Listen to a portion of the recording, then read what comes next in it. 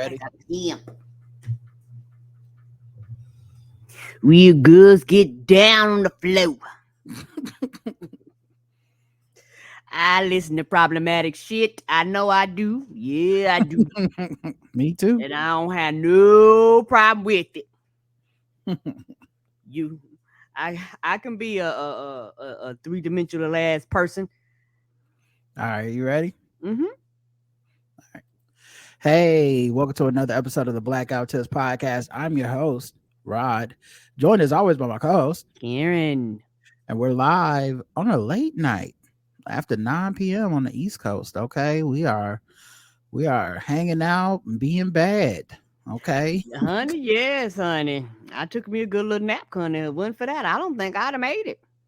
yeah. So the reason we're recording late, first of all, everywhere you go to get podcasts, search the Blackout Tips. If somehow you're listening to this in someone's car, overhearing it on someone's Bluetooth speaker, the Blackout Tips, go look up our podcast, subscribe, like it, leave us 5-star reviews on our Apple Podcasts. We love those. We read them on the show every week. The official weapon of the show is A taser. an unofficial sport. What about? And bullet ball extreme. So we're recording late today because I had to move my Airbnb all impromptu and shit. I thought I was gonna be able to do it tomorrow because they had emailed me. So for those that aren't keeping up with the Airbnb saga, this is now gonna be my third Airbnb this trip.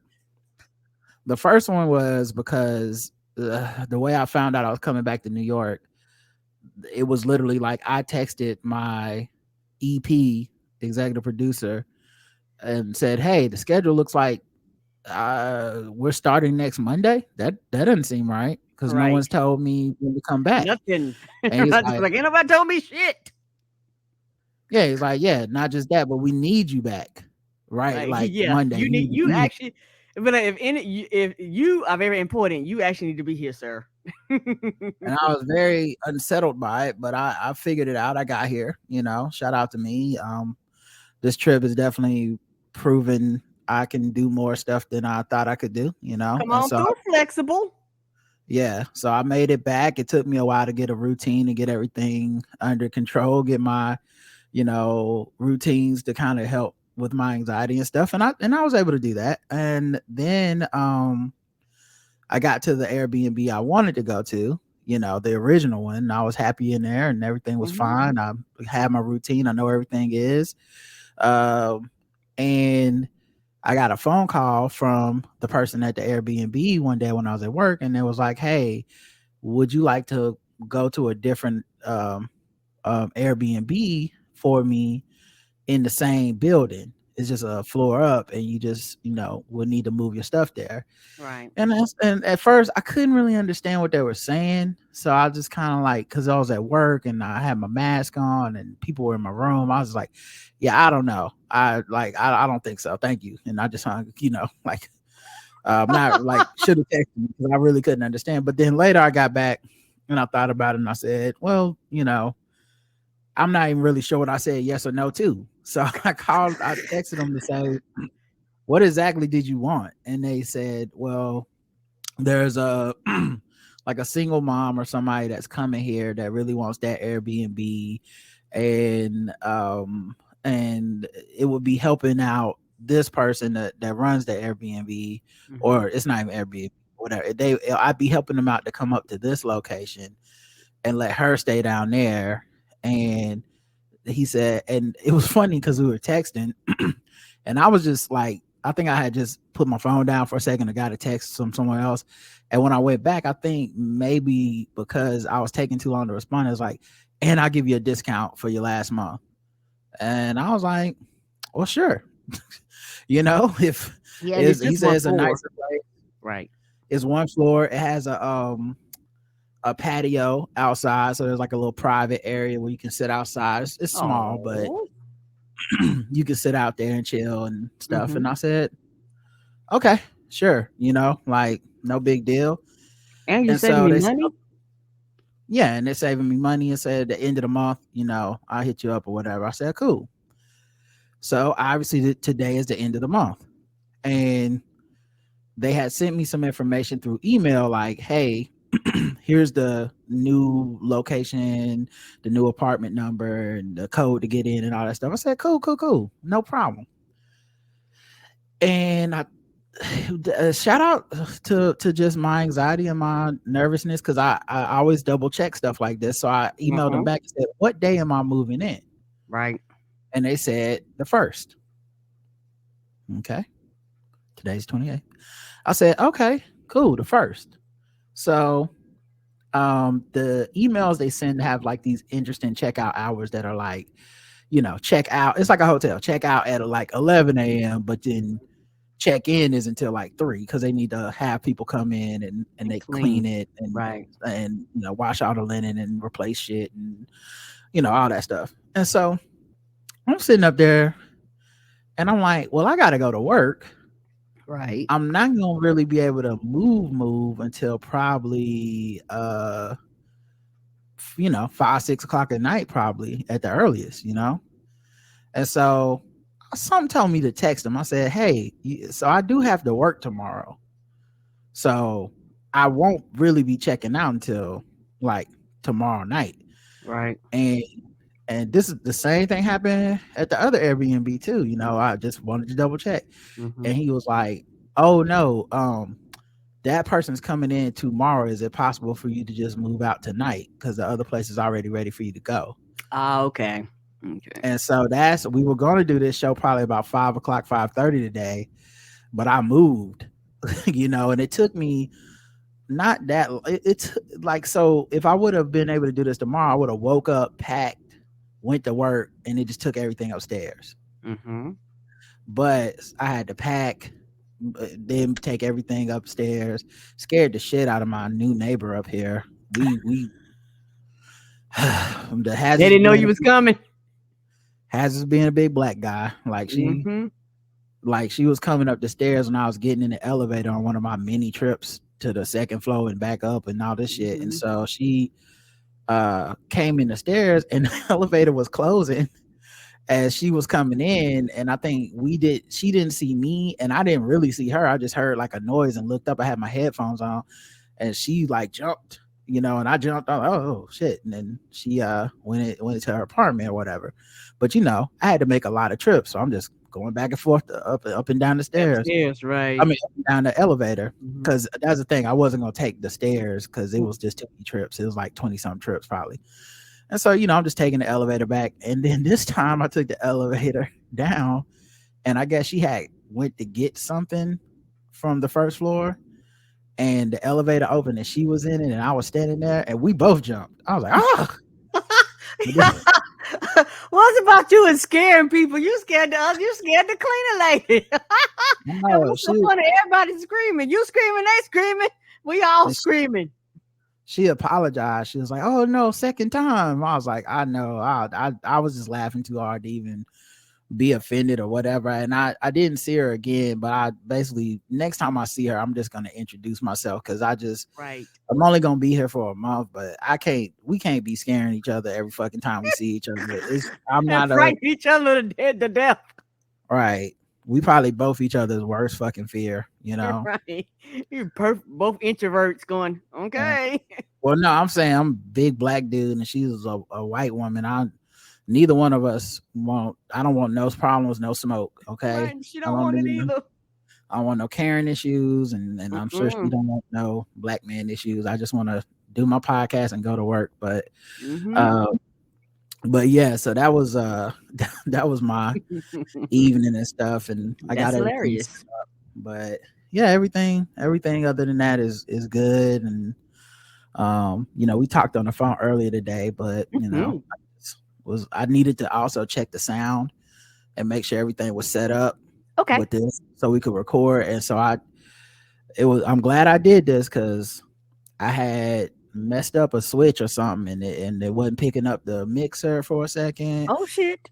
And then the volume levels, because guys, I don't know what it is about audio equipment. It don't matter what the fuck you said to that. If you unplug it and plug it back in, it ain't going. Everything's the default sometimes. Yeah, like an update can happen to your laptop or fucking the one of these, like, for some reason Chrome stopped working right with Firefox on this laptop. I mean, with Chrome, with Crowdcast on this laptop. So if I'm on Chrome and I'm broadcasting with you, Mm-hmm. if I open up any other window, check any other thing, it just starts clicking, like making a little popping sound in the background. Not a lot, not long, but just enough where I'm like, I can't use Chrome right now. But Chrome used to be the only thing it worked with. Now I'm back to Firefox, which used to have issues with delays. So I don't know. What's happening here? So it's just really, just so this is a good test run. I don't know how long we'll do. We'll probably talk some news and pop culture, some current events, some life stuff, but just this is mostly just to make sure I can do the sound check, upload to YouTube, and upload and to all that stuff. yeah, Yay, yay, and but I guess since we done started the show, we can do the Karen NBA talk. I've been going to the games. I had a good time. I went to the game Saturday with your dad, and I went to the game yesterday with your mom. And the Hornets won both. They're on a 6-game winning streak. So let's go Hornets. The only downside is Lamelo got like a fraction in his foot, I want to say. a So fracture. a fracture. And so Mm, he'll be out for the rest of the season. I was like, yeah, not yeah, we ain't going nobody's play out game. So yeah, sit his ass down. Like it's okay. Yeah, like ain't nobody complaining. yeah. But it was fun to actually go to the games and they have been actually winning and stuff. So I've really been having a Yeah, good we're on like a 5-game winning streak after a 7-game losing streak. We're 9-9 in like the last 18 games. We're definitely trending in the right direction. Everyone was getting healthy.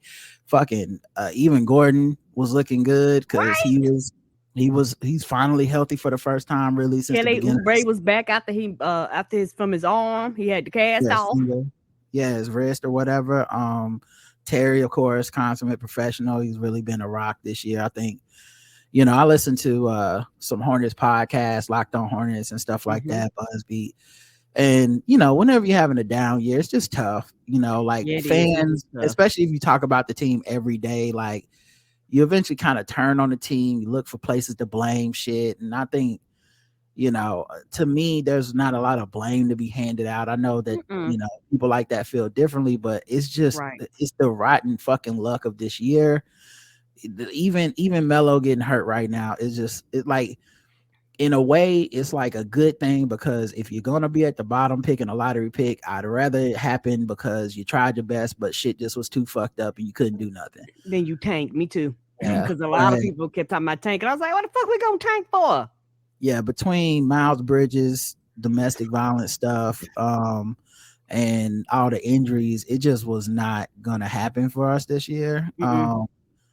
And I feel bad for Coach Clifford and all that stuff, but um it's still they put an entertaining product on the floor. They tried, Mm-hmm.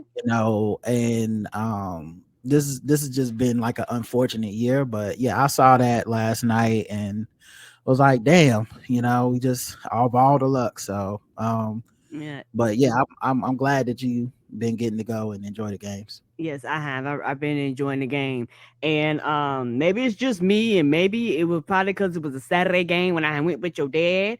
But who knew the fucking heat rolled so deep? It was a lot of them. I was like, God damn, there's a lot of Heat fans up in this bitch. Well, I On think Saturday. I think that's just because we're doing so bad. I don't think it's Okay. like I think part of that is just like those are tickets that would have went to Hornets fans, but once you're Okay. doing so bad, then you just sell your tickets. Not that we have the biggest home court advantage, but when we're Right. good, it's more Hornets fans in there than not. And I just think this year is the year of like, if you want a cheap ticket to see your team while they in Come on, the town, Celtics, boy, with some games, it was. I was like, I don't know. I'm looking like, they might outnumber us. yeah, the Celtics, the Knicks, the Bulls, like certain teams Yeah, go hard when Warriors, they Lakers. Yeah, it's certain teams where yeah, you go on. Yeah, I know. because they just have fans all over the place. Some of them have Mhm. storied franchises that have, been great for decades and shit. So yeah, it was definitely, tough go of it right now. But yeah, I'm glad you had a good time. I'm watching them League Pass and stuff like that. Um Also, I listened to Three Guys On. I haven't finished it yet, but I listened to it, and I just want to tell you, man, you're so funny. I listen to you. Oh, It's when we're doing the show, it's just harder to only focus on just listening because right. there's Because 27 your things. producer brain ticking, yeah. Yeah, but I was just listening to you talking to Mike B and all them, and it's just cracking me up. So you just, if you don't hear it enough, or I don't tell you enough, you're just so funny, and it's always, you're always cracking me up with your comments and your sides and jokes and stuff. So I just wanted you to know that. Oh, thank you. I enjoy for those of you that a shout out to the chat room and shout out to Gang Gang and because a lot of times depending on when we do our show, I might make it over there late and stuff like that. But I really love doing Three Guys On. I love kicking it with Andy and Randolph, and we have a really really good time. And Randolph's brother Mark and Mike B, we had a really, really good time. I just because one thing I really love about them is they actually just allow me to be myself, like however goofy I am, and like they just go with the flow. Cause not trying fun, like they are the professionals. I'm, even Mike, they the professionals. Like for me, I feel like I'm just a kid today. Like you can come on and kick it with us, type of thing. I am nowhere on their level because I'm not a Well, I professional mean, comedian. nah, I don't think so. I mean, I think it's good to be modest and humble or whatever, but we've done thousands of podcasts at this point, Mhm. and you're on most of them being funny, saying funny stuff that people want to hear. So, you are a professional. You make money doing what people say want aspire to do. There's so many people that wish they could even do the podcast and be funny as you. Wish they could Oh, make money doing a podcast. So nah, you're good. That's why they want you on. They wouldn't have you on if you weren't good at it. They that's true. make some kind of excuse or some shit. That's true. You're right, and I So really nah, enjoy. I mean, you Yeah. hold your own with. We've had so many major guests and shit on here, and you hold your own with all the people that we have on. So yeah, it's not a you know just a thanks for letting me kick it situation. You box office. I really I really do enjoy chit chat with them and talk with them and going back and forth. And I enjoyed the conversation that me and Randolph had about the food, No, I haven't type got of to thing. that yet. Yeah, we Yeah, had a good conversation kind of about that. And yeah. I had a really good time. And honestly, I really, how can I say this? I am very grateful and thankful that you also kind of allow me to be myself. Because over the years, I used to be very timid, and you used to tell me, hey, if you got an opinion, express it, don't be scared, type of thing. So, I think that if it would have been a while ago, I wouldn't have had that conversation with Randolph. I'd have been like, okay, even though I might have disagreed, but now I'm like, no, I disagree with you, and here's why, you know. Yeah. And yeah, we, And we agree on I this and think we agree on that, but there's certain things I don't agree with you on. yeah, I think, it's hard because one being a woman, a lot of times there's pressure from like when you're disagreeing with a man, there's like internal and external pressure to like shut down, you Mm-hmm. know, be agreeable just to let it go so that you can move on or whatever. And then there's also just, people want to be liked, and the big fear that people don't express a lot is that I'm gonna say something and you're gonna dislike me for it, and it's gonna hurt my feelings. And Right. I think a lot of times for me, friendship and partnership is about the fact that we can say something, disagree, and we just don't, like, it's not mean spirited. It's No, not, you're right. but it can be passionate, and we can disagree, and we can just walk away either hopefully understanding each other better, but always respecting each other. And I think Right. that's where a lot of this shit comes in, and that's why Randolph is a to me is a kind of kindred spirit in that you can talk to him like that without it being Yes, personal yes, insults or without right. him trying to come at you and shut you down normally. Right, right, and you're actually having a conversation, and I know me and my personality. I love the fact that talking to Randolph, I have the type of personality, and like I said, I've gotten better as I've gotten older. I think a lot of times I talk loud when I'm passionate and talking, and Mhm. Randolph allows me to talk loud, but he knows I'm not angry. Because a lot of times when you raise your voice and you talk loud and you're passionate, for some people that alerts them and it triggers something in them to make them think that it's anger coming their way. When for Right. me, it's not coming from an angry place. It's just how I emote whenever I'm really passionate about something. And so I'm glad that I could talk with Randolph, and Randolph was like, "Okay, we're just talking, like we Mhm. just talking, we just kicking it. Like if me and him was face to face, we'd have had the same conversation in the same tone, type of Right. thing. And so that's why I enjoy kicking it with them because they allow me to just be me, and that's like family. So it's like, hey, y'all, we can do this, we can have this conversation. At the end of the day, we still gonna be family and talk afterwards and things like that. And Yeah, it's even basically like even that, I still had running jokes. yeah, it's basically like he's one of those people that as long as you don't come at it with just no bullshit, it'll be Right. fine. But and that's how I like my friends. That's how I feel like I am. Like I as long as we just, as long as we showing some level of respect for each other, agreement, disagreement is just okay. And Mm-hmm. especially especially just coming from the generation we did, I think, is it was just it used to be a time when you disagree with somebody and it really was between y'all. It wasn't an audience to perform for. So like if your Right. friend was a bit more regressive than you or a bit more progressive than you weren't looking to like an audience online or wherever to expose them or to be like, we can Mm-mm. no longer be friends. It was like, I'm many times they're in a place where you come from. So a lot of Right. times you're sitting there going, oh, I see how you got there. And I Mhm. hope that, to one day be able to convince you or that you can progress to the point where I'm at or whatnot to reach a common ground. But also a lot of times it's just not the end of the world. So, Yeah.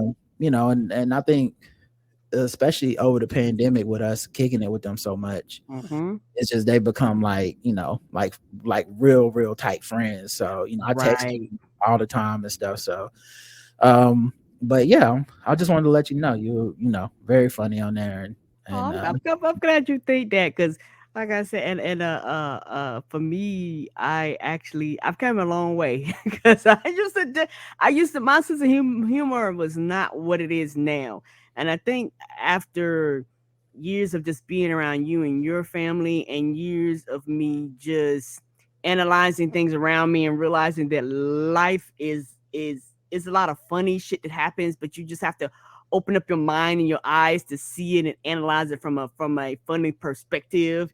And yeah, also listening to different podcasts with comedians and things like that. And I know over the years, Three Guys On and other podcasts, I would listen to them. And sometimes they would get into like the weeds with the comedy talk. Like they would tell you like, "Hey, this is a callback. This is a such and such," and this is just like they would actually say those things and use the mhm, terms. And I know that they're just talking to each other, and most people just ignore, things like that. But I was actually listening, like I was listening, I was analyzing, I was it made my brain tick, and it allowed me to actually string things together and get like complete thoughts with my comedy, if that makes sense. right, And so, from that, I learned how to, punch up. I learned how to yes and I learned how to, just bouncing it out and go with the flow. And even when I show, I feel like over the and I'm kind of I can't say I'm very proud of myself. Over the years, I've actually gotten better and wittier with my jokes and my puns and things like that. And that just comes from years of experience. And I am glad that you allow me just to be myself. And even sometimes my puns don't make no sense. And sometimes my puns ain't even puns. but it's just the fact that I don't care, and I threw it out there, and it landed where it may, and the Well, audience. that's the thing. Like, we still make jokes out of it, even if Mhm. it's not like, like a lot of people think it's about, like perfection, or like everything I say is fucking funny. It's like, nah, sometimes it's the ability to sit in something, sometimes the ability to make fun of the fact that it wasn't good or it wasn't perfect and Mhm. stuff. And I think, occasionally we used to get people that would write in and be like, "Don't pick on Karen" or something. And I'm like, if it's not a good pun and I lie to her, that's way worse. And if No, and and that's and, and honestly, there's humor to be had in saying that it wasn't funny. So yes, and don't a fuck lot of with the times. humor of the show. Yeah, a lot of times we'll go down, and a lot of times half of the joke is you shaking your head, going, "That was terrible, Karen," and I don't care, Yeah, and that's half of the joke too, that I don't care, and yeah, so and I think that's the fun of the dynamic, that everything doesn't have to be taken to heart, and everything doesn't have to be so rigid that you don't allow for people just to have fun in whatever their lane is. right. So that's kind of how the day is going and everything. I think maybe we have time to do some segments, some show stuff maybe. Okay, let's go. um I don't know how much. I just realized I did not look up how much coronavirus news there was, if I have any. Give me a second. I feel like this segment is Okay. Before you okay. go into I got it. coronavirus, okay, Go ahead, I'm okay. sorry. Before you go into coronavirus news, I wanted to let people out there know that you can still get free COVID tests from the federal government. You can Google this. You can go to free site free COVID tests from the federal government, and they have 5 different times the federal government said that you can get tests from them. You can get 4 tests per household. And so the first time I did it, I got all 4 at once. You have to go each individual time, and then they just did a new one. And so you can Google, but like free tests from the federal government. And so you can get up to 5 tests for your household, each with 4 tests each. Hmm. Um, sent to your household, and go ahead and do that before they stop paying for it. I mean, free, because it's nothing like having tests around your house. You get a cold, you get sick, you got kids, somebody visit. I just like having tests around. We have tests sitting around, because I'm like, when I before I leave, I test. If I come in to see you, I come back, I test. So I use my test periodically. And so I like Right. having a test around. And also another way, if you have insurance, and this includes and I'm just making this PSA because I know I've used this, include Medicaid and Medicare. Insurances up until May, each individual person on your insurance plan can get up to 8 free COVID tests per person. That sounds crazy, and your insurance will pay for it. You run it through your insurance. I know, because I use this, y'all. I got me 8 free COVID tests, and I got Roger 8 free COVID tests. You run it through your insurance. It's absolutely, positively free of charge. You can run it through your Medicaid. You can run it through your Medicare, and you can do it every 30 days up until May. So I just did it for March. I'm gonna do it again in April. I did it. I did it in February. I'm doing it for April, May, June. So I got a few more tests. So I did it for. You can do it for everybody on your policy. Can get 8 free COVID tests every 30 days. So that's like, for me and him, that's like 16 tests. And so I did it because I have CVS, and so I went on the CVS app, and they was like, oh, you can get free COVID test. So I clicked on it, and the CVS app was like, yeah, you can run your insurance. So basically, you go in, you go through the app, you run your insurance. You probably can do this online, but you can run your insurance, and it is free of charge. I pay absolutely nothing. I went up to the front desk the next day. I picked them tests up, and I took them home. So I want people to know, while the federal government is still doing it, get your free COVID test while you can. There's no reason for you having to go out here and spend money on COVID tests when your insurance is doing it for free and the federal government is doing it for free. I'm putting a PSA out there for people that are spending money on these COVID tests. You do not have to. Yeah, for all the like naysayers and people, they declared it's not a state of emergency. It's like, fam, it's America. They still out here giving away shit for free. They Mm-hmm. got so much stockpiling backlog at this Mm-hmm. point. Like, And they there's probably are ways. begging people to take them tests. Yeah, Like I'm I sure said, they are. yeah. Yeah. So that's why I was like, oh, y'all giving 8 free? Because I did me first. I was like, oh shit. Then they was like, oh, you could do everybody on your insurance plan. I was like, oh shit. I was like, well, let me see if I can get it for Roger too. I said, yes, I did that. And I did the one for the federal government too. Bitch, if they giving away for free, I'm gonna take it. I'm gonna have them shit sitting like black folks do spices. Them bitches gonna sit up there till they goddamn expire. And I still might take them. I don't care. Get your test. They paying for it. They free. Get it while you can, because all this shit is getting ready to stop. A lot of people didn't even know they could get these tests for free, and they've been walking up there chucking out money for these tests, and you can get these tests for fucking free. Get it while you can. Because they getting ready to stop that. Shout out to Republicans. They getting ready to stop that free shit. Look, here we go again. We got variants. Really need to keep a mask on hand and follow the plan. Get the vaccine and second shots, whether woman or man. Black out who tips is doing their part, but the dummies expand. Niggas would rather believe a bunch of misinformation. Fuck y'all idiots not getting shots. Now we gotta regress. If we keep going in this direction, we never can rest. Never can get back to the lives we be living the best. Damn fool, stop the lying, stop the intubation crying, cause it's your fault that motherfuckers dying.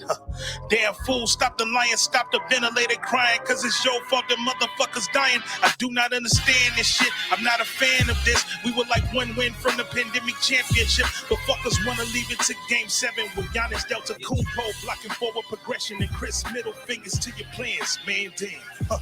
Looks like it's no Drew Holiday for you and your mans. I'm sick of black people dying for real, so I'm just writing this new piece to let you know how I feel.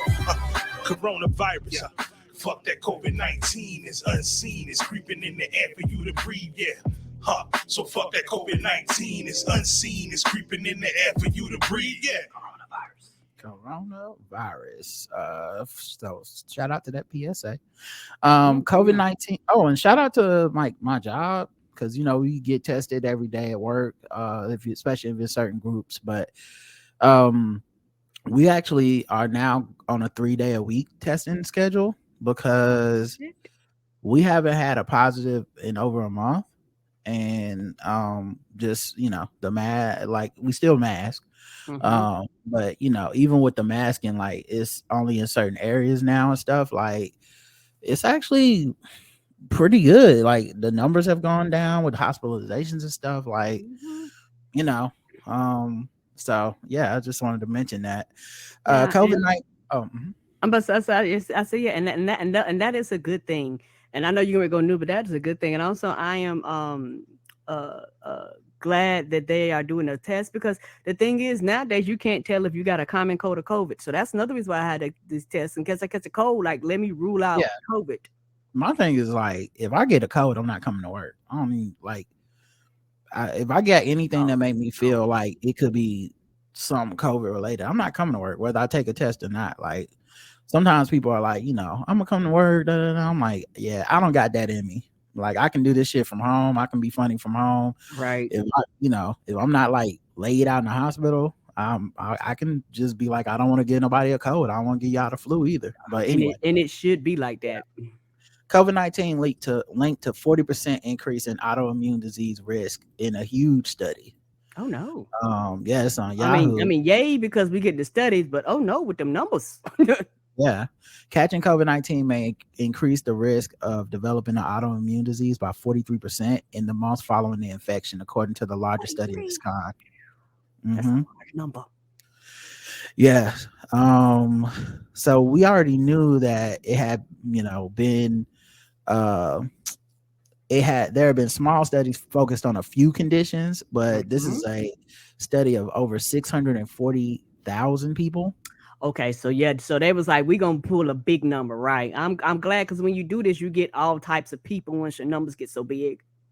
And so it took the health records of 640,000 people in Germany who caught COVID-19 in 2020, and 1.5 million people who didn't not knowingly catch coronavirus that year, to explore how the infection might affect the risk of developing any of 30 autoimmune conditions. They examined the rate at which people were newly diagnosed with autoimmune diseases in 3 to 15 months after they tested positive for COVID-19. They compared those rates to the people who hadn't caught COVID-19.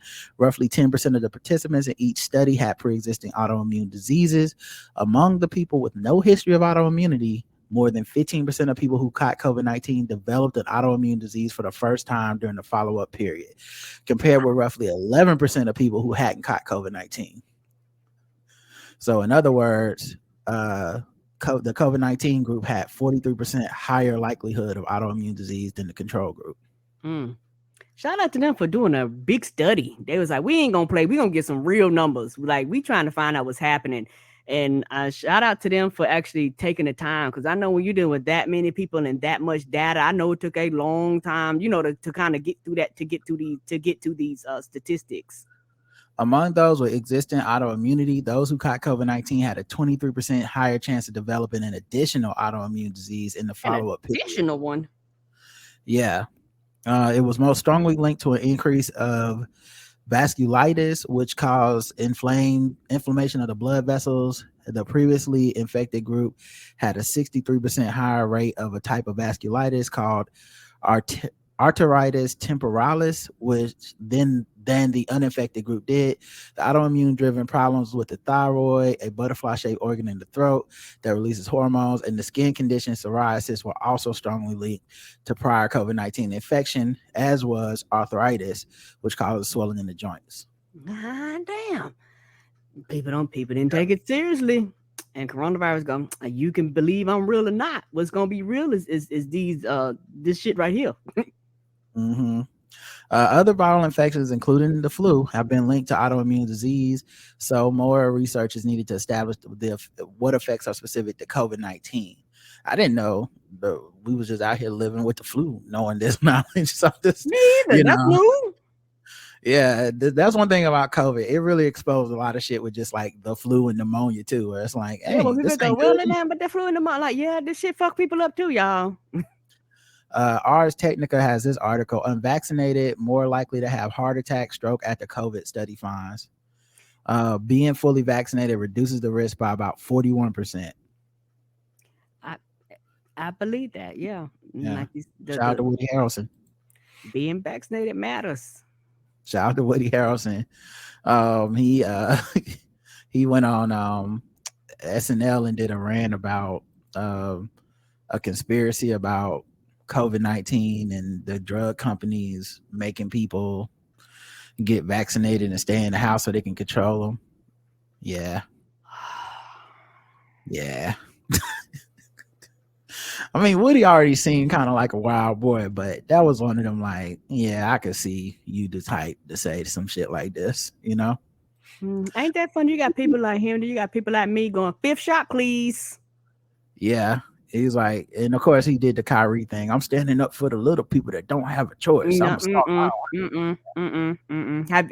I'm gonna ask, have you had COVID? Have you caught it? And you probably hadn't caught it because people around you have been taking precautions. Right. That's what's so funny to me is like you work on a Hollywood set where all these other people are being cautious and because of unions and stuff enforcing it, and then you like, it's not real. It's not even a big deal. It's like, well, people are really mitigating your risk for you. Yes, they are. Like it's herd immunity because you can't catch it. But all right, let's get into some other news. Actually, let me see how long we've been recording. Okay, cool. Let's get into some other news, and I'm gonna actually close my window because it's kind of getting cold in here.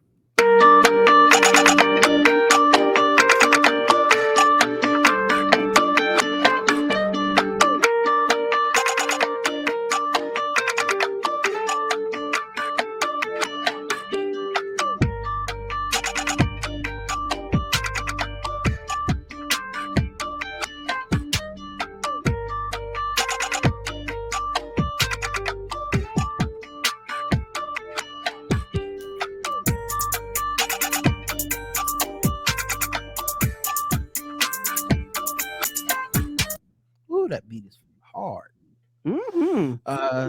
Shout out to the window working. All right. So hope they fix that glass for that lady get that replaced. Let's look at news. Companies now are required to disclose layoffs regardless of severance agreement. Good. I didn't know that you could put in a severance agreement like that you don't have to expose that you laid off people. Good. You laid people off. People should know the fuck. Because people gonna talk about it. People gonna realize people ain't there. That don't make sense. Before they announce, but see, what I'm saying is like reporting it to the news, that kind of stuff. I think companies don't like the bad PR of Right. that. But with the Okay. internet, I feel like people find out more. But yeah, they could send out before this a broadly written confidentiality clause that required laid off employees to keep silent about the terms of their severance agreement. I remember signing one of those when I got laid off at a company the first time. In order to get severance, you have to sign off on this thing where it had two things. One, you could, if you took the severance, you couldn't talk about it. You couldn't expose like the details of it or anything like that.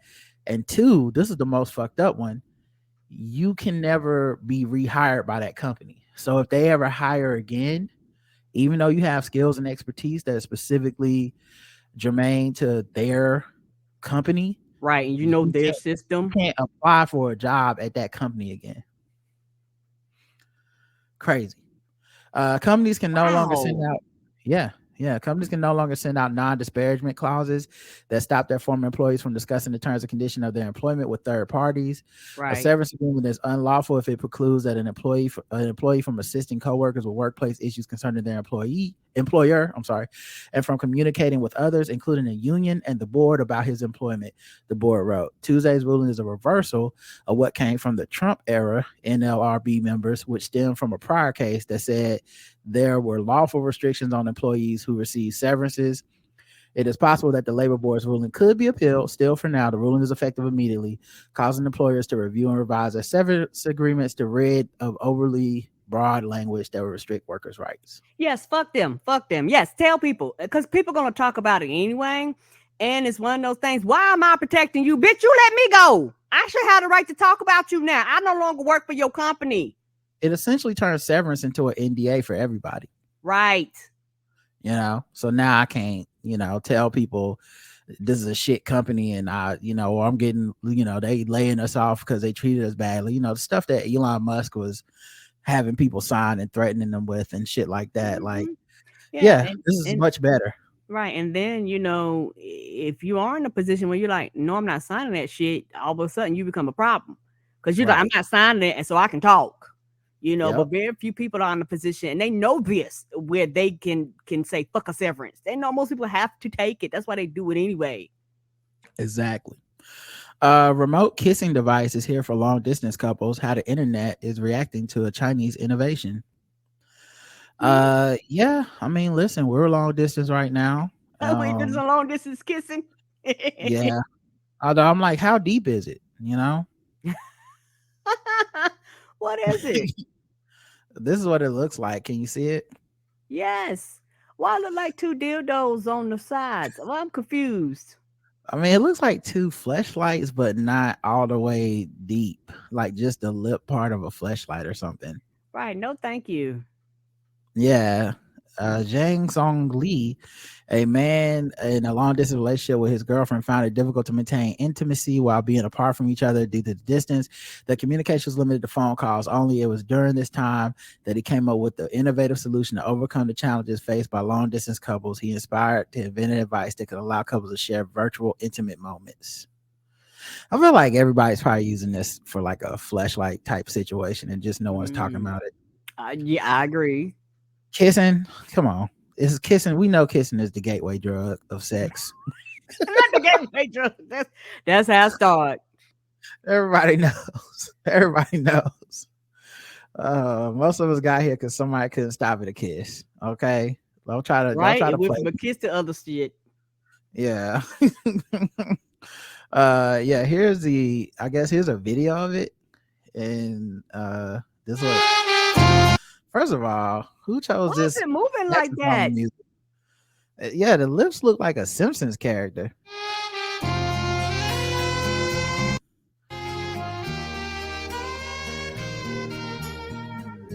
This music is not making it sexier, and also no, it's not. The music is actually making it cornier. And showing a woman laughing at the end was a choice. Yeah. So all that's gonna happen is that people gonna put that shit on their body parts. The fuck is this? Yeah, I don't know about this one, dog. I'm good. I don't know. You better You off have to buy one wash of them those. and clean them. It's gonna be a mess. No, thank you. Just go ahead and get you some dildos and fleshlights and call it a day. Yeah, I think I'd rather someone walk in on me fucking a Kim Kardashian torso than this shit. This is just as embarrassing. They both somehow is more embarrassing. Somehow I don't know. I don't know how, but somehow mathematically this is This is worse worse. than that. Let's see. 1501 or 150, I guess 1501. CEO Carl Crawford expresses his remorse over fallout with Megan Thee Stallion. We all make mistakes. Whatever. Y'all done took her through the motherfucking mud. Y'all were just terrible to that woman. She made a whole album and y'all was like, it is 2 minutes off. No, bitch. Make a whole nother one. She had to sue y'all. The fuck is this? First of all, one of the things I'm always noticing with this shit, it's always on like a podcast or something like that. And almost every single time they're apologizing to another dude. Like they're saying how they're sorry. And it's a dude, like it's a dude like that they talk it like, man, I probably shouldn't have said that, man. I probably, I went too far with that, blah, blah, blah. But it's I don't know, something strikes me odd about the fact that y'all were enthralled with Tory Lanez, who I just saw a judge extended his sentencing date to like April or something, but also, or for some, he extended it, but also they extended it, but also the judge is now allowing him to talk about the case in public. So what I'm saying is, how do I know we're not going right back here? Right? I mean, what reason do I have to believe that that Tory Lanez won't start getting out in the streets, saying whatever again, and then y'all just gonna go right back to like, that bitch lying, he an innocent man? Because I never thought there was ever a good reason to believe that that Tory Lanez was innocent. But these niggas really acted like they did, and so now to see him with these mea culpas, it's like, okay, but aren't y'all just one more sentence away from being like, actually, now that a man is talking, I'm prone to believe him again. Like, man, you gotta be right with them. I'm sorry, Ken, what are you talking? Sorry. And I guess my thing is, after y'all done took her through the mud, like, right, y'all, I mean, it is terrible the way y'all had a contract was all fucked up. She had to fight y'all every time she wanted to perform. She had to sue y'all so y'all could allow her to perform her music. Like, yeah, nigga. And that's just that side of it. That's not even getting into the case. And there was like some stuff he talked about where he coordinated some shit to make her look bad, like the like gaslighter. It's crazy. That murder might slip out one day, and you just don't know how they're gonna make you look. Why the fuck was that intro so long? But now let's just start with Carl, man. You have posted something, man. You know what? I know we have a podcast, but honestly, defund podcast. It's getting out of control. It's getting out of control. Getting goddamn out of control. It's a 2-minute clip, 45 seconds of it. Speed it up. God damn. I know y'all love hip. I know some of y'all love hip hop podcasts. I'm not trying to hate, but I'm just not a fan. This is always two niggas talking mad brash, taking way too long to get to the point, and not really saying nothing, but acting like they just said the most mind-blowing shit every sentence. Is oh my God, I'm sorry. You were walking into what they call, the young folks might not know what it's called, a deposition. Oh yeah, deposition of the day, man. Yeah. Most people, and this is for the young fans that we have on the channel, don't know what a deposition is. I don't know. I don't think this is the right video. Actually, I think this is just him talking about the deposition. But they had a video on here, but I feel like the videos on this website always start playing a commercial about 30 seconds in. So it's on TMZ. Okay, let me see if I can find the original. Oh, no problem. And then people be like, well, Megan, take a break. Not trying to be funny. Megan, stay away. I hope she'll never come back. I hate to be like that. Like, honey, get out of account to somebody else and live your best life. When we see that, I feel people, and I mean, what can they do, right? But honestly, man, I still feel like we part of the problem when we say shit like, I miss Megan Thee Stallion because you ashy niggas, da da da. Because I'm like, we're still talking about really just missing her content and correct and consuming her. It's not really her as a person, because what I've been thinking is, if she's not online, it probably is good. Right. And online must have been, she's talked about it openly on social media, how she's like, as much as people show her love, she sees a lot of the hate. Yes, she And does shit that no other people don't see. yeah, and she'll do these rants and stuff and these tweet posts and threads about, you know, how fucked up shit is and how stuff is getting to her. And I'm always just thinking, like, at least to me, I was like, man, it'll probably be good for her to not have to see this shit. And so Right. I don't think I've ever felt like that feeling that people have of like, oh no, she's gone. I'm like, oh, she's probably doing well. I remember when Bossy got off of Twitter for a long time and we would talk through text and stuff. But I'm like, you're doing so well. Like, I don't assume you're doing bad. You know, I feel like it's selfish to be like, I need you to tweet this. I need to see you twerking. And I feel like that's where, I don't think they mean it in a bad way, but I think No, they don't. when I see that, that's what I think is like, nah, it probably means something healthy that she not out here twerking and shit and dealing with niggas in her comments telling her that she's a liar and Tory Lane innocent. So here's the video. Of course, there's an ad before it. I should have been clicking on this shit when we was talking. But yeah, he did an interview. First time he spoke, they haven't spoken since 2019. But this is the first. Why. Yeah, well, yeah, the shit with the deal, you know. But he openly admits that ex-MLB star his competitive drive is high, but his knowledge of the music industry is somewhat limited. And that's where verse enters. Oh no, competitive nature from playing sports and stuff. You used to people yelling at you, and you go back and forth. So I kind of got caught up in that game a little bit, which I probably shouldn't have done because I'm in a different game now, and I can't just treat it as like a fan yelling at me, and I get to yell back whatever and stuff like that. So, like I say, man, just taking a different approach. Do you regret standing with Tory Lanez, to the end? Oh, the thing is with that, I don't stand with nobody in that situation. That's just not like none of my business. Like I say, you get caught up in the internet stuff and just, doing stuff just to, I don't know if we can just use the word petty or whatnot, you know what I'm saying? Because that's been a lot of petty stuff going on back. And I normally don't do stuff like that. So it's just that, kind of like I said, I just got wrapped up into the whole scheme of things that was going on. And like, this is one of the reasons I don't really do all the encouragement of petty. Like, I think it's funny as a comedic device, obviously. Correct. But like, I don't really encourage my friends to be petty and do petty shit because a lot of times I don't like petty people around me. Yeah, and a lot of times petty people be wrong as fuck. Yes, they are, and a lot of them are very difficult to deal with. And like, normally petty is a way to shut off all common sense and nuance. And I can't live in that. Like, nope. And it normally be because you can't handle feedback, you can't handle being wrong, you can't actually handle conflict, you can't actually handle like legitimate criticism, you can't handle anything other than like unwavering support, or it's time to go quote unquote team petty. And no one ever brings up these examples. We like to bring up the cute, funny examples, like, oh, that was petty. But like, this nigga was siding with an abusive motherfucker that shot somebody because he thought it would be quote unquote petty for the internet. You a grown ass man, dude. Like, you couldn't see this was bigger and more important than that? No, because petty is everything for some motherfuckers. I say we all make mistakes, and but to answer your question, like, I'm not on nobody's side with that. I was just, I don't even know. You know what I'm saying? He was on the side at the time.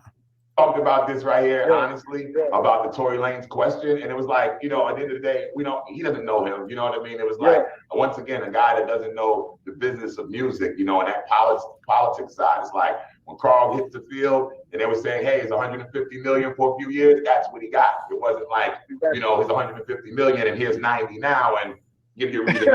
So that understanding is different. Don't stand with this player because the Red Sox might not like him later. Like, he doesn't understand that's how we move in the business of music. So, and once again, rightfully so. One word, transparency. So now he don't understand. Also, where the fuck is the apology? Made no sense to me. I didn't really hear an apology there. Did you? No. Okay. Like I said, maybe I'm confused, but I was like, nothing was being said during that conversation. Yeah, I don't really. Yeah, I must have missed it. Yeah. And that wasn't an apology. And a lot of times, not trying funny for a lot of people. There's no accountability. And then when they ask about it, people yada yada yada, like they didn't say anything or they want to kind of separate themselves out of the situation. But you had big ass opinions when it was going on. Like you said the whole thing with your chest. Continue to say it with your chest in. That's all. Keep that same energy. Yeah, that's dog.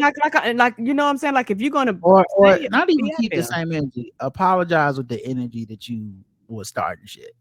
Because I'm not gonna tell you to stay the same. Because honestly, I think it's growth to be like, yeah, I shouldn't have said that shit. I was wrong. But say it with that same energy. Seek her out. Say that. Put that shit on your socials. Like niggas apologize, mad different. They be out here calling you every name under God, but when they fuck, hey, I guess I shouldn't have did that.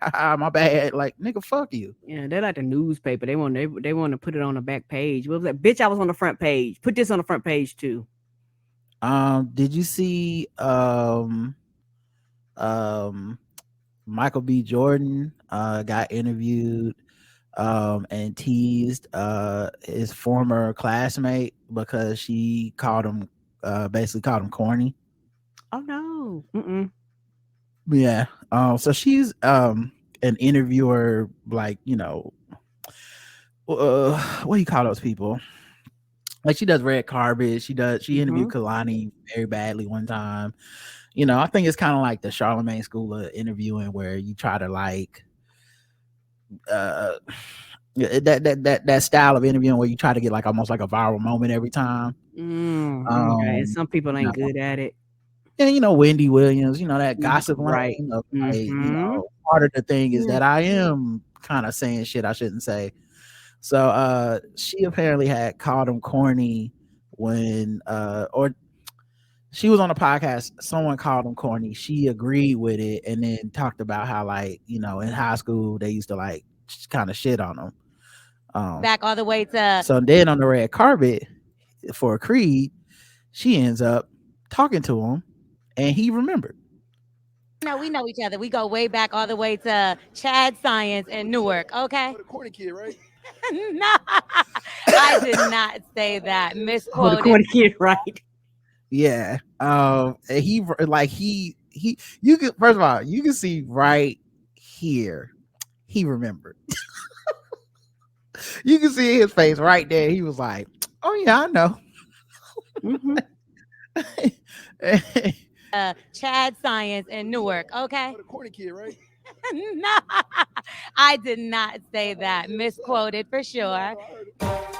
Now it's funny because like she said she didn't say it, and this clip looks like it's edited with some music and shit. But he actually goes on to answer her question very succinctly and very like nicely, like about the movie and all this shit.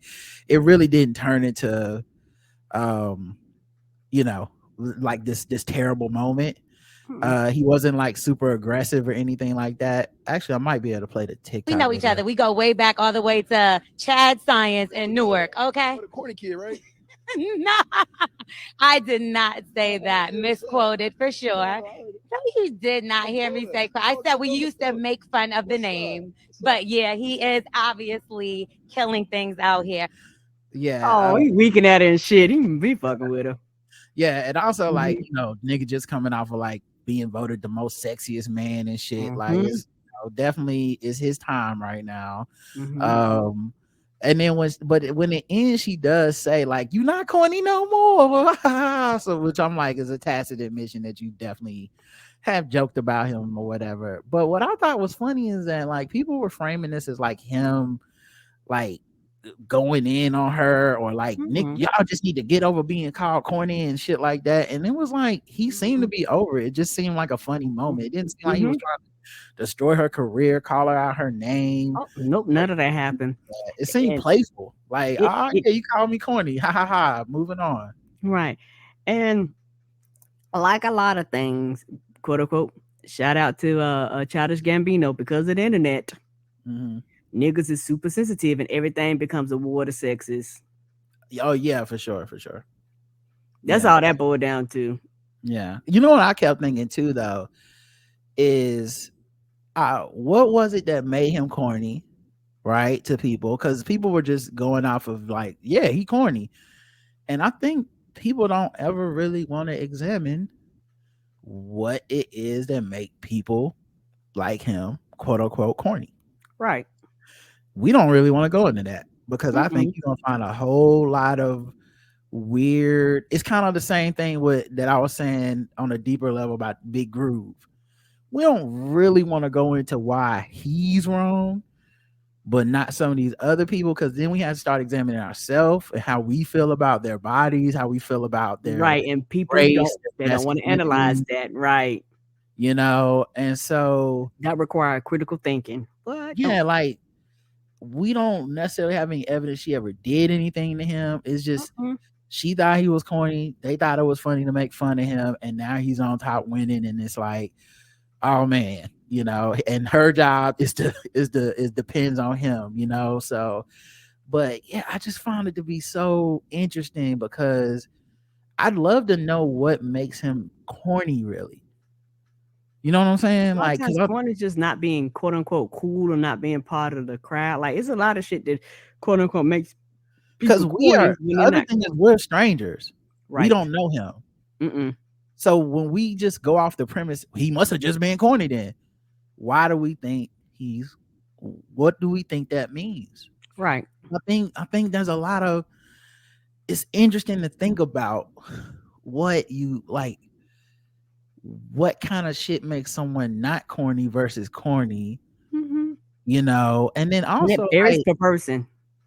I don't think it's necessarily a personality thing with him because I listened to this podcast this week called $1 Million Worth of Game. And it's not something I listen to all the time, but they interviewed him and he was on for like 20 minutes. And it's like he sat down with just, and for lack of a better term, these are niggas. Okay. These are not, there's no polish to these. These brothers was just kicking it like, you know, the shit I love. Like, I know you're not supposed to like toxic shit. You're supposed to be better. I'm not. I was, it felt like sitting with two niggas from Yorkwood and just talking. That's what it felt. It felt like sitting with two niggas I knew since Roseland and talking with them. And, you know, one of the, or Fayetteville State at Murchison Park. And like, one of the things that people love about me is I'm gonna meet you wherever you at. So if you the homie and you know, you still on that kind of hood shit or whatever. So like one of them went to prison and did like 20 years and came out, and the other one co-host of the show is like his cousin or something. And they like he make jokes about him being in prison and shit. And Michael B. Jordan blended right the fuck in. And what it made me think is maybe he just, like most of us, code switch for different occasions, because essentially he's still like a nigga from I think I forget where he's from. I want to say West Coast somewhere, but is he from Baltimore? Anyway, wherever he's from, like Jersey. That's where he's from. He's just a nigga from Newark, New Jersey. Like and so like this idea that he's corny or doesn't fit in or wasn't quote unquote, you know, cool. It is funny to think about because he fit right in. Like he been talking to them niggas his whole life, and they was clowning and joking him, and he was laughing at it. And they like, you know, like they was like, oh, so what's it like being the sexiest man alive and stuff? He was like, go ahead, it's really like more of a problem than not. It just give my boy something to clown. And then they started making jokes about him, like, oh, look at this nigga thinking he's sexy, being all sexy and shit. So like it was funny, you know what I mean? So it just that's hilarious.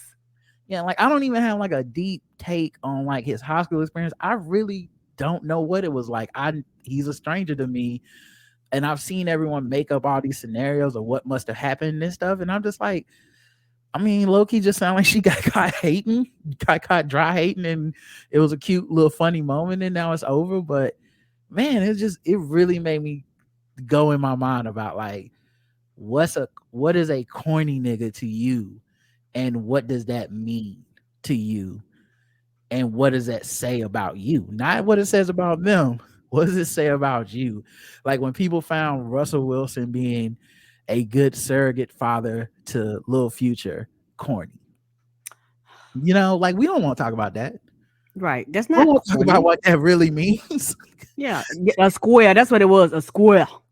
Yeah, like we don't really want to talk about that. Like Well, then, we nigga, I'll we be would a like to square all all day long. Then I'm a fucking square. we would all like the service level agree with it and laugh at it, but we don't really want to take a one step deeper and be like, so black fatherhood corny? Right. Taking care of kids is corny. Being faithful to your wife corny? Right. Not selling drugs, not doing crime is corny. Right. You know, like what's corny? Respecting your wife and treating her like she's somebody. That's corny. Okay. You know, so this is funny, man. Anyway, all right, let's start wrapping this up for a little treat. Why don't we do a little guess the race? I think people would love to get some guessing in. Here we go.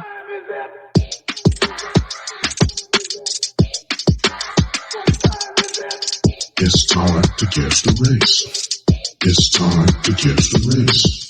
It's time to guess the race. It's time to guess the race. All right, guess the race time. We go all around the globe, find different articles, guess the race of people involved. Karen plays, the chat room plays, and they are all corny and racist. All right. George, and I get the whole, like, I'm not even gonna fight y'all on the whole corny's not the worst thing in the world. I get it, but it's just funny I love for y'all to think about what it means. That's all. I know I'm corny. I'm corny. I'm a square. Yeah, like why 100%. cool gotta be some bullshit. All right, can you hear this video I'm about to play? Let me know. A local woman is arrested and accused of driving her car into a First of all, why is it so staticky? What's up with this channel? Mm-hmm. Is everything sound like that? Let me see. On the floor. Nope, just this news channel. All right, well, can you hear it though? Yes, I can. All right, I'm gonna play it. It's only 30 seconds of static. A local woman is arrested and accused of driving her car into a restaurant. Belinda Miller was arrested today for allegedly ramming her SUV through the wall of Popeyes on Walton Way. Investigators say the 50-year-old continued driving her vehicle through the doors of the building and did not stop until debris blocked her from moving further. No one was hurt, but a woman inside the restaurant was almost hit. Belinda Miller is charged with aggravated assault and first-degree criminal damage to property. Welcome to Static News. Jesus. All right, Karen. Belinda Miller was her name. Guess the race. She ran her car into Popeyes because they didn't give her one of them dry ass biscuits. Big black Belinda Brown.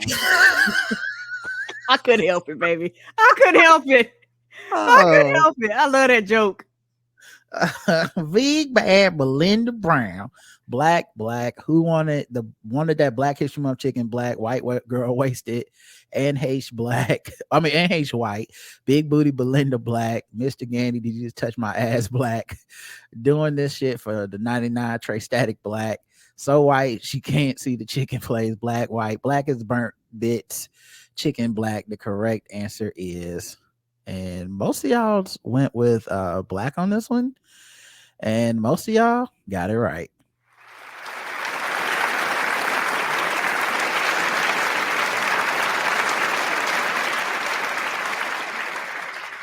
Now, a couple did miss it.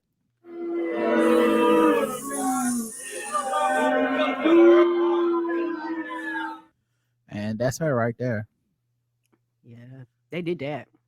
You know what I keep thinking though? Like, when you did this, you also fucked up your car. Yes. And the details are like, she got all the way home, realized she didn't get a biscuit, turned around and drove back to do that. Yeah, because I think we talked about this on Keith and the Girl last week on Keith. I think Keith brought this one up. So like, she made it home, was like, oh, I made it home. I'd have been like, fuck them biscuits. She was like, why do I have so much sweet tea left? Oh, because I didn't have so much sweet tea. I didn't have to use it. I got a whole half of a cup of lemonade. What is happening here? I didn't have to use it to soak my biscuit in it so that I could suck this brick down. I mean, it's not like Popeyes biscuits is well known for being good. I mean, only good biscuits I know of is mostly Bojangles. Like I don't think. I'm trying to think. Yeah, KFC biscuits not really known for hitting on nothing. Not like they used to.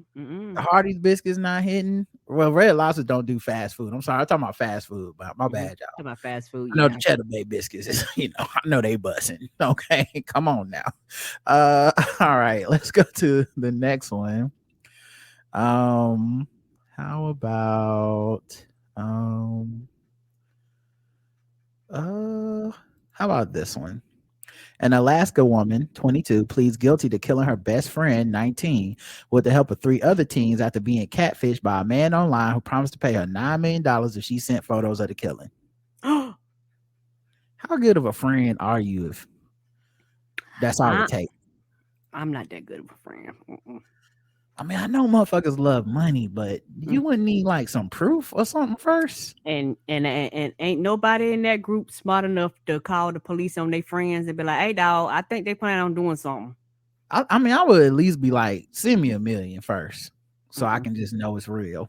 I'm not killing somebody for $9 million on credit. No, I'd be so scared of jail. I'd be like, nope. I'm not killing nobody for $9 million with an IOU. First of all, I need half a friend. Well, then you know what? Call me a cornball brother, because my ass is going to police and fucking sing. me. A 22-year-old woman was pleaded guilty to murdering her best friend after a man online promised to pay her $9 million for photos of the killing. First of all, y'all ain't even friends. Because if someone told me kill Justin for $9 million, all I gotta do is send some pictures. I'm pouring ketchup on this nigga and laying him on my kitchen floor, and we finna cake out, bro. We finna get this bread. He got to change his name and shit, but that's cool. Him and Turk gonna have to move, but that's cool. Think I won't go on Twitter and see if somebody, Jackie or Bob, won't Photoshop his head cut off or some shit. I'm not about to kill this nigga. Nope. Nah, I mean, are you crazy? Come on, man. Denali Bremer admitted in an Anchorage, Alaska courtroom on Wednesday to first-degree murder of Cynthia C.C. Hoffman. Hoffman was found dead with a gunshot wound to the back of her head and bound with duct tape after she went missing on the Thunderbird Falls hiking trail. Prosecutors claim Bremer, who was 18 years old at the time, was catfished by a millionaire, quote unquote, named Tyler to murder someone in exchange for millions. First of all, you ain't Google this nigga. It's me, Tyler. What's your last name? I don't need to see your net worth. Right. Police later revealed the catfish to be Darren Schillmiller, who was then 21 years old.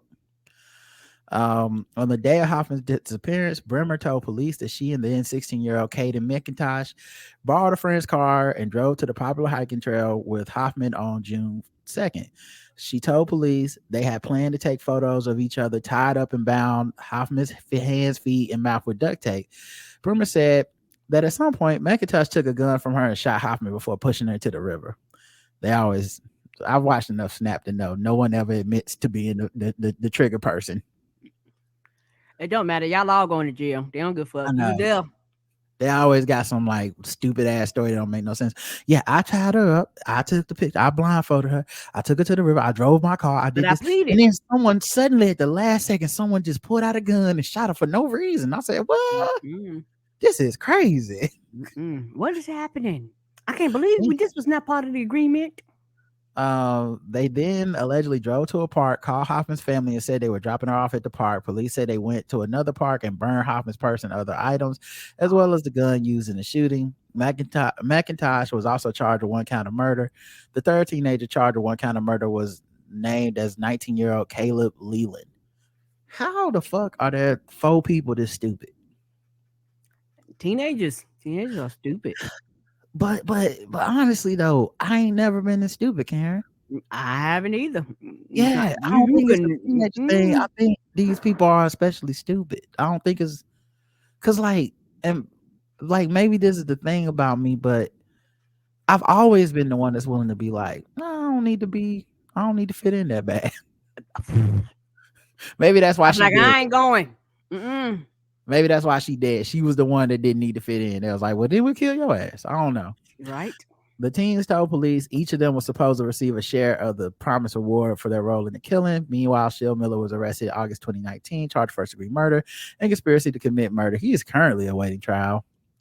Back in 2019, Hoffman's family said the victim had mental age of a 7th grader and that she met Bremer when they were both students. So they basically killed a person that was like special needs. Oh no. Yeah, that's crazy. She had a developmental disability that caused her daughter to operate intellectually at about 7th grade level that made her vulnerable, her father said.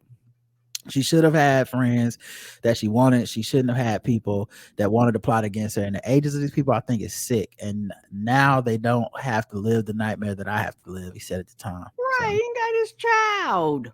All right. Well, guess the race, Karen. White. Karen's going with white. Let's check the chat room and see what they believe. Next Netflix documentary, white trash, white. She should have saw that Russian catfishing her from her house, white. I think the bitch is white and fatherless. Dumb blondes really do have more fun. It's fun for them to murder. Stir up echoes, white. Murdering ass whites, white catfish. Sleepover homicide, white. Murdoch killed them too, white. A lot of whites on this one. The correct answer is white.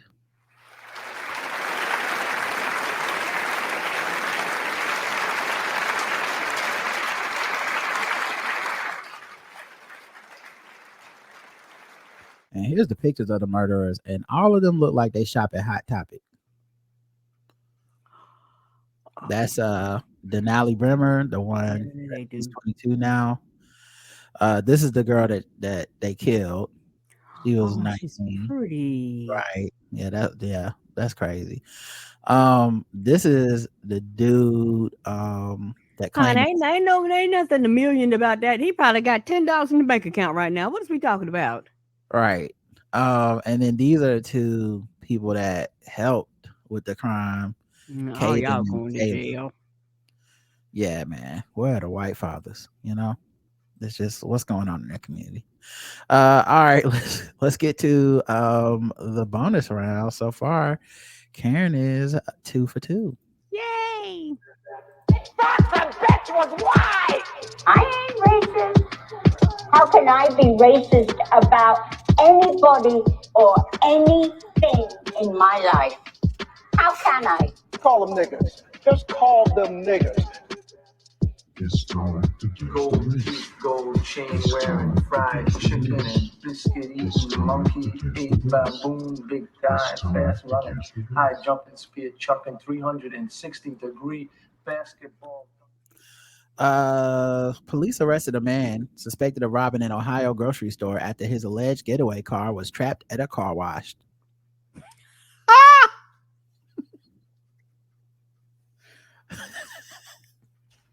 You're like, you know what? I thought, is that bird poop in my window? Let me clean it. Well, now I got the money. I just robbed. The manager at a giant Eagle grocery store spotted a man leaving with a shopping cart full of $498.41 in unpaid merchandise. She didn't do it to the penny, 41 cents. She reported the incident they found that out, I'm sure, afterwards. I'm okay. Sure on the top of her head. She reported the incident to the store security, who saw the suspect attempt to get into a potential getaway car. However, officials say the driver of the possible getaway car had gone to a nearby car wash while the suspect was in Giant Eagle. The car was trapped between several others and couldn't move. Wait a minute. Wait a fucking minute. So wait, it was two of them. One of them didn't stop. And while the one was and the getaway car was like, oh, I think I'll get a clean car wash so we can get away smooth. The getaway car gotta be clean. Getaway clean? Do you want to make a clean getaway? Come on. I gotta be clean for these bitches. They ain't gonna know what hit them when I pull up in the whip. You got paid with $500 for groceries. Police arrested the suspect. You rolling outside with your bucket and you ain't got no ride because they out there.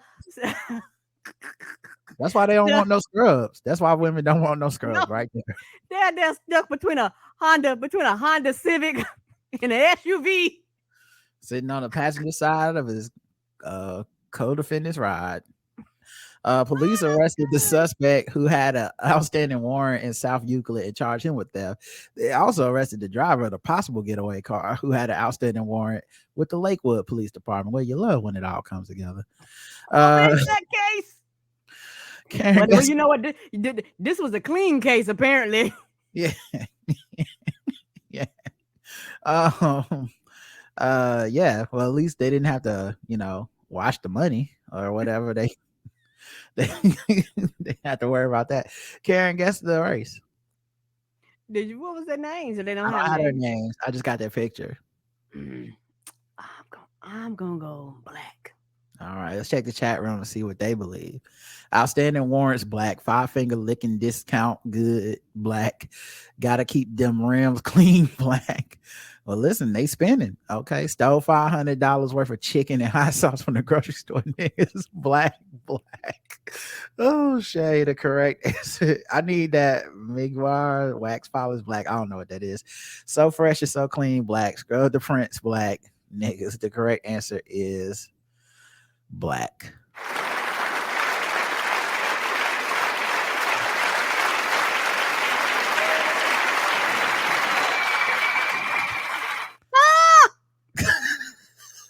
Sitting in the drive-through. This picture is this from police body cam or something? Like, this picture just look like two caught niggas. They just look I've never seen people look so bad at crime. They just look like, oh, what's going on over here? Was he blowing his horn like, hurry up? And they're like, it's a car wash, dummy. My car is on rails. I can't go nowhere either. Right. We both gonna be sitting here for 10 minutes as it go through the cycle. I wonder if the cops just like walked up next to the car while I was still getting washed. It's just you might as well. Right. So basically, when he leaving the parking lot, he basically got to roll across the street with the fucking stolen groceries. Right. Roll up and like, nigga, why'd you washing the car? Mm-hmm. But man, I told you I had to get the car clean before we came up here. I told you I wanted to get the car washed. You might want to get that new car smell, because by the time you get out of prison, you're gonna want to smell. That ain't gonna be new no more. Yeah, it's gonna, at least it can still smell clean. All right. You know what, baby? They are prime examples of people that were not corny. Yeah, exactly. At least they My wasn't black corny. ass is corny, because I'm not doing that bullshit. They was like, we gonna pick on the corny people. What we gonna do? We gonna rob shit. Just call me Corny McCornison, because fuck that. You can save money on getting that wax. Ain't no need. All right. So we're ratcheting this time.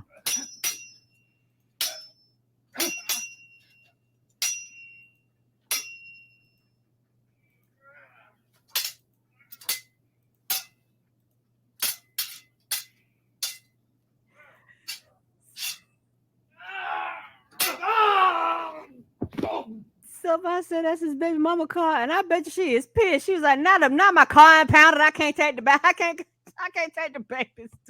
Right. Because y'all want to do some raising Arizona crime. Right. You told me y'all was going to the grocery store. You ain't telling me y'all was gonna rob the bitch. Traveler attempts to bring swords through TSA checkpoint, and they are size. If you like Ninja Turtles, Raphael's weapon, the two size, they brought those kind of swords. They are getting very creative. Did they think that was gonna be okay? They was looking for. So they did it through the TSA. They didn't do it to put it in the carry-on luggage. I guess not. Yeah. Well, I mean, I don't know how it works, honestly. I don't know if TSA also. Let's see. Let's read the article. Right? Why am I trying to answer a question? A traveler at Baltimore Washington International Thurgood Marshall Airport attempted to bring martial arts weapons through a TSA checkpoint. Right, right. This is probably something they probably could have did carry on, but they was like, nigga, you can't bring this and go and think you can get your ass on the plane. I thought carry on is the one you take. No, they have two kinds. You know, the bag, the that goes underneath the plane. I don't. Yeah. You said carry on. I think you meant you could check these, but you can't do carry on with. No, you can't do carry. That's what I meant. Yeah. Because you know they was like, no, what you ain't gonna do is get on a plane with this, sir. Yeah. Online reports say the traveler was stopped and told they could not go past the checkpoint with the swords. Ultimately, he voluntarily abandoned them. Now, here's my thing. I hate to be down with the cops. All right. But I feel like even the attempt should get you in jail. You knew better. I feel like even the attempt is like you go straight to jail. You can't get on no plane after that. What was you thinking? How you just gonna be like, well, carry on? I'm like, well, he might got some ninja stars up his butt. I don't know. Ain't no telling what they got on person. You get on that plane and start doing them Naruto hand signs and shit and breathing fire on people. You're like, oh Next no, thing you know, the whole plane going down. Won't nobody know what happened. He doing a sexy jutsu, you know? No, thank you. And plus, Raphael was the angriest Ninja Turtle. Like, this wasn't like if they caught Michelangelo with some nunchucks. I mean, he's a party dude. You can let him go through. But not this nigga. Never the anger management issues. What if it really is a Ninja Turtle, but it was wearing that trench coat they used to wear in the cartoons, and you know, the magical trench coat make everybody think they was people, which is made no fucking sense. Yeah, that don't make no sense. 3 finger, 6 foot tall green people with shells, and people were like, oh, they got a trench coat on. I guess they do. Look at the collar, looks human. Looks mighty human to me. He could have put them in a check bag, according to TSA spokesperson, but I guess he didn't have the time. See, that's why you need to get there early. So you can bring your ninja side. You know what? Keep showing up late then, y'all. I don't want y'all to be there early. No, because then they could have put it underneath the plane. That's what I'm saying. I don't want you there early. I don't want the swords on the plane at all. If you feel the need to carry 2 sides with you anywhere you go, I prefer you to take. So keep getting there right before it's time for the plane to take off. I prefer you to go ahead and do what go to your natural route of transportation, because that is not airplane behavior. You get on the Greyhound with JL Covan, okay? That is bus behavior. And we don't need this behavior. Yeah, that's not. Yeah, like you maybe you're trained, but you definitely can't be doing that on a plane. Come on now. All right, y'all. That's it. This is a late one. I'm gonna be up a while getting this edited, putting it on YouTube and stuff. But this is fun. Sounds like the sound works. We should be able to record from this point on. Yay! So everything's all good. And as always, I love you. And I'll talk to you soon. But I'm my bad. I didn't mean to mess that one up with me. All right. Until next time, I love you. I love you too. Mwah. Bye, everybody. Bye, baby. Bye, baby. Send me the titles on the text.